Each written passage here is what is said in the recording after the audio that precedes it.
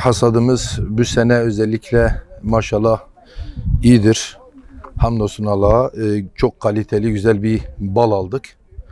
Balımız oldukça kalitelidir, organiktir. Yani biz bu işi severek yapıyoruz, aile olarak yapıyoruz. Çiçeği takip ediyoruz. Nerede kalite, nerede güzel çiçek, nerede nektar, biz oradayız. Organik bal hiçbir durumda müdahale etmemektir. Yani şu şekilde söyleyeyim. Şu mumun tamamen bütün işçiliği eğer arıya aitsa ve arıcı buna müdahale etmemişse, mumunu kendisi örmüşse, balı kendisi örmüşse biz ona organik bal diyoruz. Hatta arı ilaçlama bile, hani arının ölmemesi için ilaçlama yapılıyor. Biz onu bile bal hasadından sonra yapıyoruz ki tamamen organik olsun. Organik balın prolin değeri çok yüksek çıkıyor. Yenildiğinde işte boğazı yakıyor. İnsanı ciddi şekilde etkiliyor.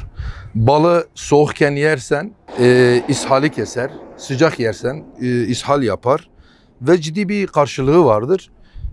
Organik bal çok değerlidir. Çünkü az bal gelir. Az bal geldiği için de değerlidir. Şekerli ballar, onlar çok daha yüksek. Mesela bir kovanda 50-60 belki de daha fazla bal alanlar var. Biz ise bunun 1/3'ünü de belki almıyoruz. Daha az alıyoruz ama kalite oldukça yüksektir. Bu şekilde söyleyebiliriz. Sahte ballar, onu zaten laboratuvar ortamda prolin değeri düşük çıkıyor. Ve biraz light'tır. Yani hakiki bal kadar mesela sert değildir. Boğazı fazla yakmaz. Mesela organik balda 950, 1000, 1300, 1400 çıkarken şekerli balların onların oranları, prolin değeri 200-300'lerde düşük çıkıyor. Zaten bunu bal tüketmeyi kendine alışkanlık haline getiren müşteriler de bunu yerken de anlaşılıyor yani. Düzenli bal tüketildiğinde gerçekten insan hücrelerini hızlı bir şekilde yenilediği, bağışıklık sistemini güçlendirdiği gibi toksinleri dışarıya atıyor.